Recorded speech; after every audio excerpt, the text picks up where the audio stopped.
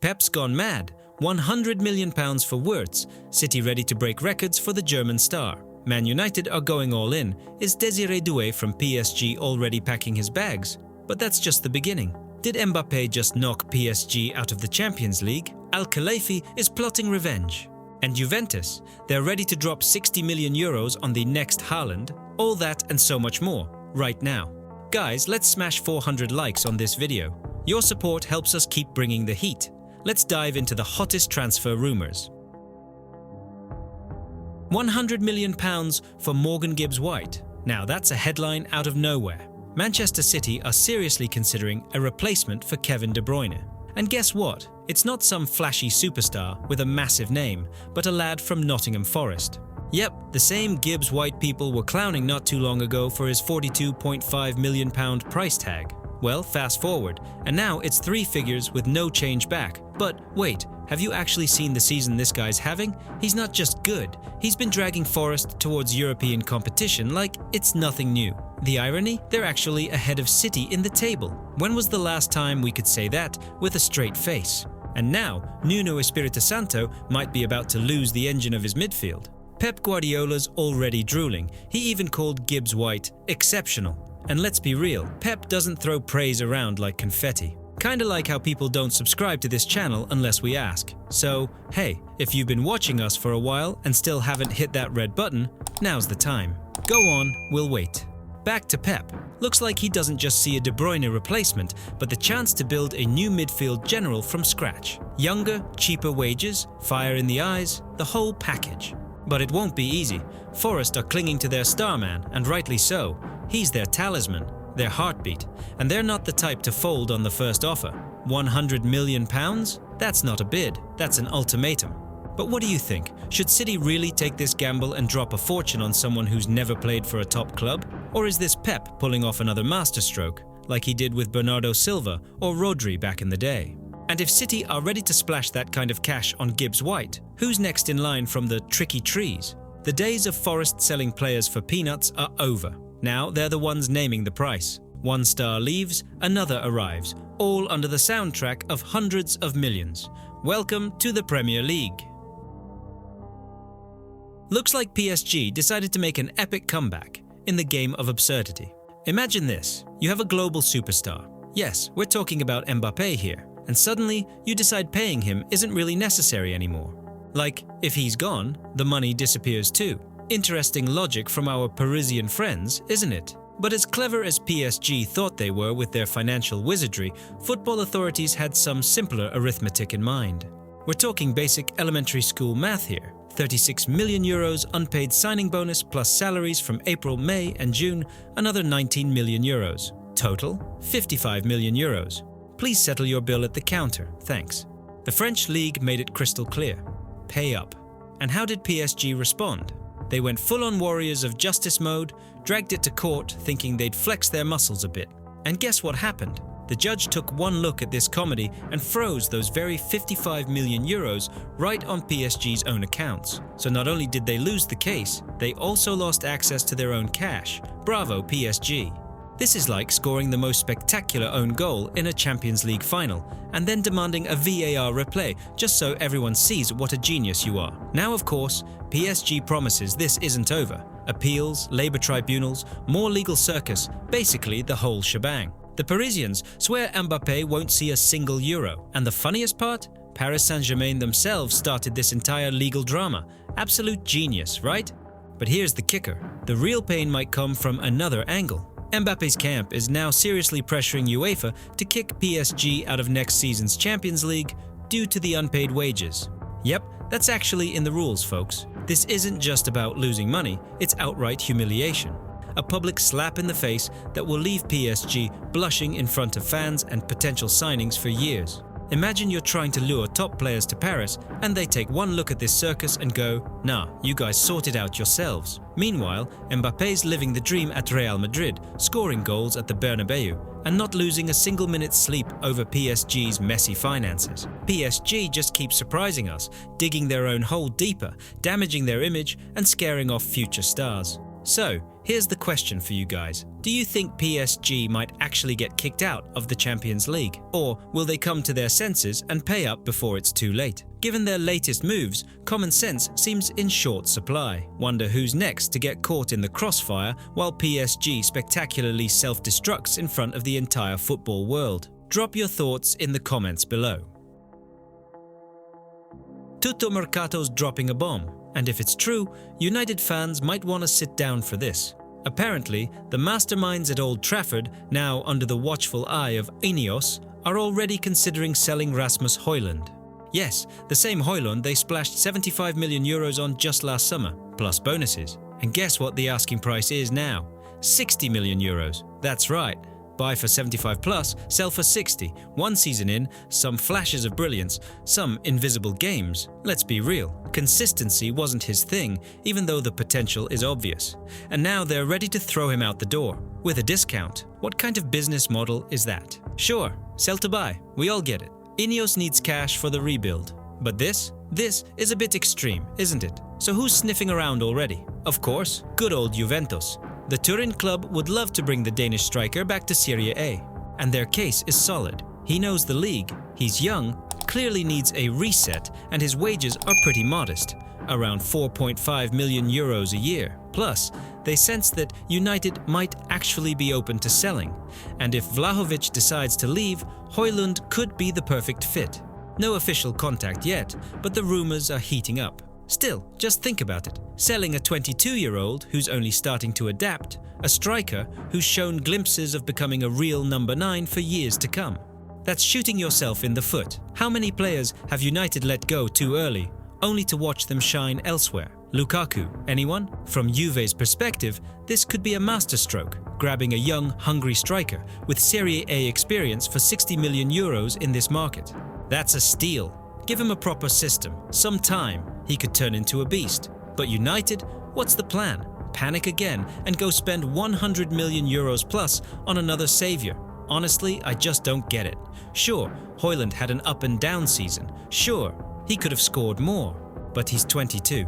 He walked into a club in complete chaos. Give the kid a chance. Don't just throw him on the transfer list. Feels more like a smokescreen to test the waters. But who knows? What do you think, guys? Is selling Haaland after just 1 season smart business? Or just more madness from the board? Let me know in the comments. Barcelona's sporting director, Deco, has had his hands full this season. And we're not even talking about transfers yet. First, he locked down half the starting 11. Pedri and Gavi got new deals, Araujo and Inigo Martinez are staying put, and even young Pau Kubasi has been secured for the long term.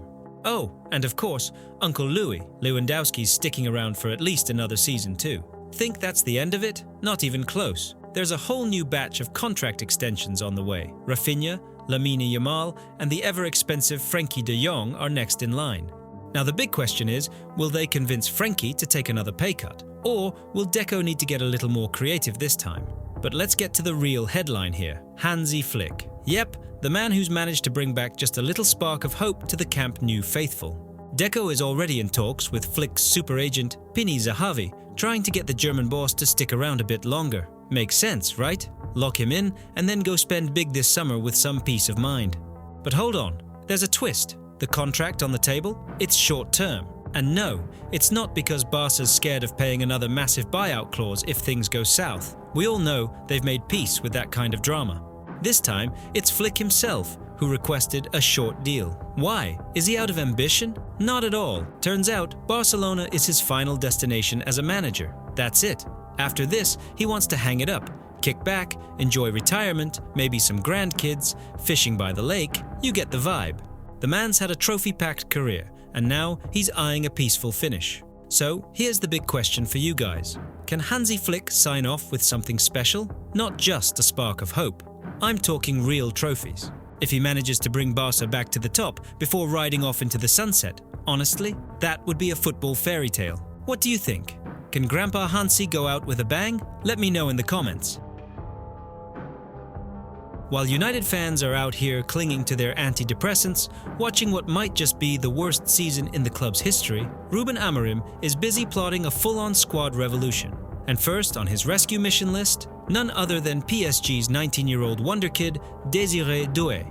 Now I know what you're thinking, another wonderkid. United's had their fair share already. But this one, he's built different. Doué's not just good, he's already made it onto Amorim's wish list, and it's easy to see why. The kid's been tearing it up in League One. Made his debut for Rennes back in 2021, and even then, you could tell this wasn't just raw talent, this was capital T talent. Fun fact, in French, his name literally translates to gifted. If that's not destiny, I don't know what is. Last summer, PSG splashed around 50 million euros to sign him, and he's been worth every cent. 12 goals, 12 assists in 43 matches. Plays centrally, plays wide, creates more chances than anyone in Europe's top 5 leagues. Not bad for a teenager, huh? And get this, his playing style? Think Neymar, but make it defensive. Imagine a Neymar who actually tracks back instead of rolling around clutching his knee every 5 minutes. Doué knows when to pause, take defenders out of the game, and slip in a perfect through ball. A mini Neymar with a tackling bonus. But here's the million-pound question. How exactly is United planning to pay for this guy? Well, Rashford's suddenly woken up during his loan at Villa, and the club could cash in for around £40 million. Antony's showing signs of life at Betis, and if they're lucky, United might finally offload him. Then there's Garnacho, still hanging in limbo. Napoli and Chelsea haven't lost interest, even if his form's as unpredictable as the Manchester weather. Remember those £60 million rumours in January? Maybe they resurfaced this summer. Bottom line, Amorim's clearly planning to clean house and revamp the entire attacking line. If 2 or even 3 wingers leave, someone like Doué, who can do everything and still help out at the back, might be exactly what they need. But let's be honest, how many young stars actually thrive at United straight away? Feels like Doué's a sleek Ferrari about to be thrown onto the pothole-ridden backroads of Old Trafford. Can he handle that ride? You know what can help us survive this madness? Your like on this video. Seriously, it keeps us going and shows you're still holding on through the chaos. So tell me, United fans, are you ready to believe in another so-called savior? Or would you rather see the club invest in proven players for once? Rhetorical question, really, but I doubt the answer will please everyone. Looks like the patience is starting to wear thin at Manchester United. Andre Onana? Yeah, he did it again. Another classic horror show in the Europa League against Lyon. Both goals on him. United now head into the second leg hanging by a thread. And just to add fuel to the fire, Nemanja Matic came out swinging, basically calling Onana the worst goalkeeper in the club's history. Brutal, yes, but after those clangers, hard to argue, isn't it? And what happens next? Right on cue, the transfer rumours kick off. Word is, United are seriously looking into Bart Verbruggen from Brighton, 22 years old, Dutch, currently standing tall, or at least trying to, between the sticks for the Seagulls. Promising talent, they say. But this being United, there's always a catch. And in this case, it's the price tag. Ready for this? Brighton reportedly wants £60 million. £60 million for a keeper who's just getting started in the Premier League. That's nearly a record fee. We're talking third most expensive goalkeeper ever. For that kind of money, you could rebuild half your midfield. There's a cheaper plan. B, though. Someone called Joan Garcia from Espanyol. That deal's looking way more reasonable, around 15 to 25 million euros. Not exactly loose change, but hey, at least your eyeballs don't pop out at the number. Meanwhile, Onana? He's not backing down. According to reports, he's ready to fight for his place, prove his worth, and claw his way back into form. Gotta respect the mentality, right? But here's the question.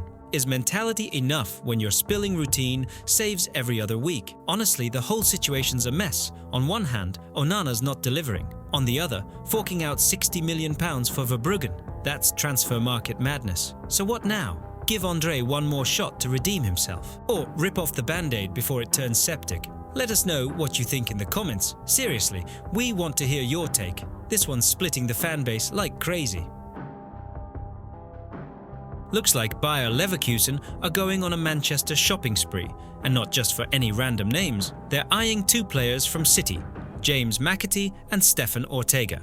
Yeah, you heard that right. Leverkusen are so high on life after their unbelievable season, they figured, why not go big? Their reps even flew to the Etihad to have a little chat with the City board. So, how about letting those 2 lads come play for us? Let's start with McAtee. Massive talent, only 22, but under Pep's wing, he's barely getting any minutes. The guy wants to play, not warm the bench in luxury. City aren't exactly against a sale, but they slapped a £25 million price tag on him. Leverkusen tried in January and got shut down, but now talks seem much more serious. As for Ortega, oh boy. Remember when he stepped up big time after Ederson's injury late in the season? Absolute baller. But let's be honest, he's still the number 2 at City and he wants to be a regular starter. Leverkusen could give him that shot. Price tag? Around £15 million. Not bad, but still kinda steep for a backup keeper. But hold on, here comes the real twist. City, being City, pulled a little power move. You want our boys? Cool, but we're really into your guy, Florian Wirtz. Boom, just like that. City apparently see Wirtz as the long-term successor to Kevin De Bruyne. And they're ready to put down, wait for it, £100 million.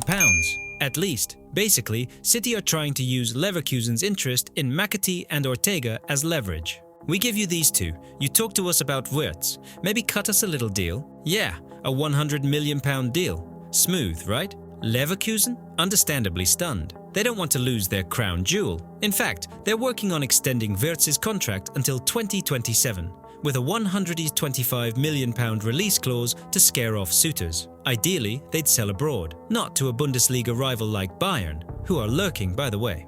But even then, they don't want to sell now. City's interest is clear. New sporting director Hugo Viana is not messing around. They want to dominate Europe again, and Wirtz is central to that plan. But there are hurdles. First, Bayern's still in the mix. Second, Wirtz himself might prefer to stay in Germany. And third, Leverkusen just became champions. They want to keep this squad together, not rip it apart. So yeah, we're looking at the makings of a full-on transfer saga. McAtee and Ortega might just be pawns in a much bigger game. And who knows what the players think about all this. Bottom line, this could be the story of the summer. Oh, and if you've been watching us for a while but still haven't subscribed, you're basically McAtee on Pep's bench. Time to get off the sidelines, hit that button and join the starting 11 already.